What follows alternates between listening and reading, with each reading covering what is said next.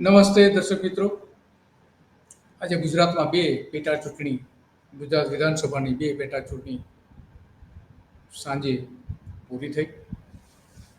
બહુ મોટા જે કહી શકાય એ પ્રકારની ઘટનાઓ નથી બની, નાની નાની ઘટનાઓ બની છે. આચારસંહિતા ભંગની અને સત્તાના ગેરઉપયોગની કેટલીક ઘટનાઓ બની છે.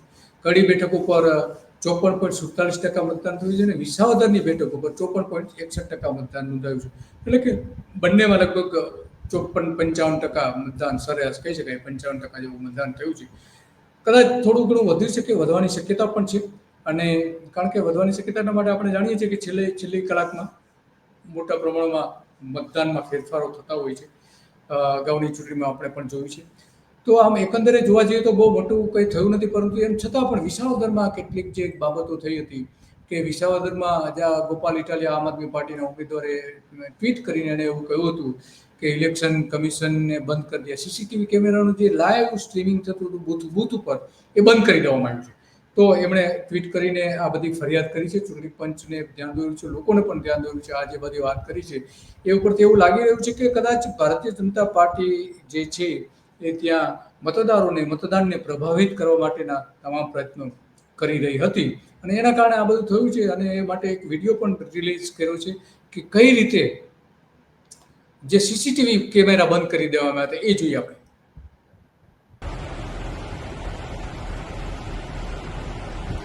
આ રીતે મતદાન જ્યારે થતું હતું ત્યારે સીસીટીવી કેમેરા અને કેટલાક બહારના લોકો ત્યાં આવીને ત્યાં આ રીતે મતદાન કરતા હતા અને પ્રભાવિત કરતા હતા. એ બધી જ વાત એમને કરી હતી. અને એમણે ત્યાં સુધી કહ્યું હતું કે સીસીટીવી કેમેરા બંધ કરી દીધા હોવાથી આવા દ્રશ્યો છેલ્લી કલાકોમાં કદાચ ન પણ પકડાય, આવી શંકાઓ પણ એને વ્યક્ત કરી હતી. તો બહારના લોકો પણ ત્યાં મતદાન થતું હતું અને બોગસ મતદાન થતું હોવાની ફરિયાદો પણ કરી છે.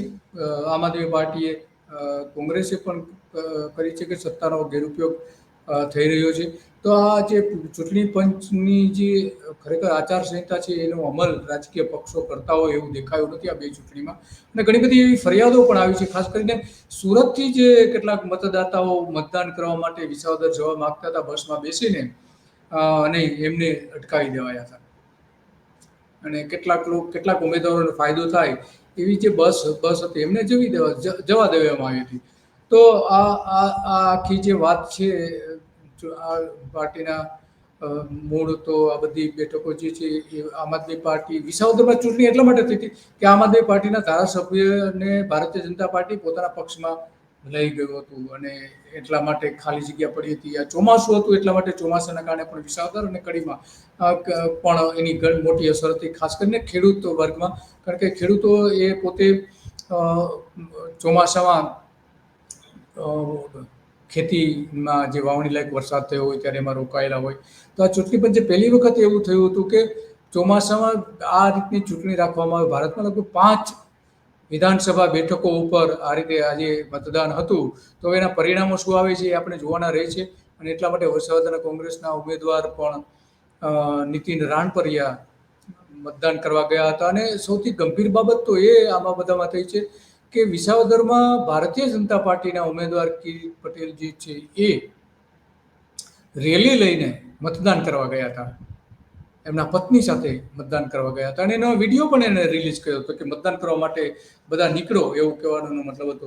તો આચારસંહિતાનો સ્પષ્ટ ભંગ છે. કઈ રીતે આટલી મોટી રેલી કાઢી શકે, કઈ રીતે આટલા મોટા પ્રમાણમાં કહી શકે? જો કે આ એક ટ્રેડિશન બની ગઈ છે. અમદાવાદમાં પણ આપણે જોઈએ છીએ કે જ્યારે નરેન્દ્ર મોદી ચૂંટણી લડતા હતા ત્યારે આ જ પ્રકારનો માહોલ એ ઊભા કરતા હતા. મતદાન બૂથની બહાર જઈને પણ લોકોને સંબોધતા હતા, નાના સ્વરૂપમાં રેલી પણ કાઢતા હતા. તો અહીંયા પણ એ જ થઈ રહ્યું છે. તો ઘણી બધી આચારસંહિતાઓનો ભંગ થયો છે. અને આમ એકંદરે કહીએ તો મતદાન ઘણું ઓછું કહી શકાય એવું કહી શકીએ. કારણ કે લોકસભાની ચૂંટણી વખતે જે ત્રીજા તબક્કાનો જે હતું મતદાન, એમાં સારું એવું મતદાન થયું હતું.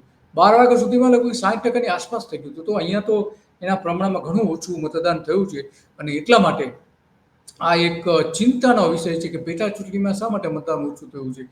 અને જે મતદાન થયું છે એ બની શકે કે પાછલા કલાકમાં જે અચાનક વધારો, જે અગાઉ આપણે ઘણી વખત જોયું છે કે પાછલા કલાકોમાં મતદાન વધી જતું હોય છે, 8%, 10%, 12% સુધીનો વધારો થતો હોય છે. તો આમાં બની શકે 5, 7, 8, 10%નો વધારો થાય. અને એવું કહેવાય છે કે જે છેલ્લી કલાકોમાં થતું હોય છે બોગસ મતદાન થતું હોય છે અને એવા આરોપ પણ મૂકવામાં આવ્યા છે કે આ વખતે વિસાવદરની બેઠક ઉપર બોગસ મતદાન થયું હતું, કડીમાં પણ બોગસ થયું અને કોંગ્રેસની પણ ફરિયાદ છે. તો સત્તાનો ગેરઉપયોગ થયો છે. એમાં આપણે જોઈ શકીએ છીએ ભૂપેન્દ્ર પટેલની સરકારના કેટલાક મંત્રીઓ વિસાવદર કડીમાં સતત કામ કરતા હતા. ત્યાં ગાંધીનગર છોડીને, સરકારનું કામકાજ છોડીને આ ચૂંટણી પ્રચારમાં લાગી ગયા હતા અને એમણે સત્તાનો બેફામ ઉપયોગ કર્યો છે. ખાસ કરીને હર્ષ સંઘવી વિસાવદરમાં દિવસો સુધી ત્યાં રહ્યા હતા અને ત્યાં ઘણી બધી બાબતો બની હતી. લોકોને પૈસા આપતા હોવાના વિડીયો અને સ્ટિંગ ઓપરેશન પણ બહાર આવ્યા હતા વિસાવદરમાં. તો આખી આમ એકંદરે જોવા જઈએ તો જે મતદાન થયું છે એ મતદાન ઘણું ઓછું છે. ઓછું કેમ થયું છે એ સૌથી મોટો સવાલ છે. સાંજના જે આંકડાઓ આવી રહ્યા છે એ પ્રમાણે, અને બની શકે કે આ મતદાન જે છે હજુ વધે અને આ બધી જ બાબતો છે. અને કેટલાક બૂથ ઉપર વિસાવદરમાં કેટલાક બૂથ ઉપર તો જે બૂથ મતદાન થઈ રહ્યું હતું એના કમ્પાઉન્ડની અંદર, શાળાનું બૂથ હતું તો એના કમ્પાઉન્ડની અંદર ભારતીય જનતા પાર્ટીના તાલુકા પંચાયતના ચૂંટાયેલા મહિલા નેતા ત્યાં કાઉન્સિલર ત્યાં ઊભા રહીને ભારતીય જનતા પાર્ટીની સ્લીપ વેચતા હતા. તો આ મતદાનને પ્રભાવિત કરવાનો પણ પ્રયત્ન કરો તો આની બધી ફરિયાદો થઈ છે. દારૂથી લઈને લોકોને પરેશાન કરવા, નેતાઓને પ્રચારમાં જતા અટકાવવા, ધરપકડ કરવી, આ તે બધું ઘણું બધું થતું હતું અને એ આ ચૂંટણીમાં ખરેખર એક કાળા કલંક સમાન હતું. આ બધું જે કંઈ થાય છે એ ગુજરાત માટે તો પણ કોઈ પણ રીતે યોગ્ય નથી. પરંતુ આ મતદાન જે લોકોએ જે પ્રમાણમાં અપેક્ષા હતી એ પ્રમાણે તો મતદાન થયું નથી. એના ઉપરથી આપણે કહી શકીએ છીએ અને એટલા માટે આ અત્યંત ગંભીર બાબત ઊભી થઈ છે અને સરકારે જે કંઈ કર્યું છે એને ચૂંટણી પંચે ગંભીરતાથી લેવું જોઈએ.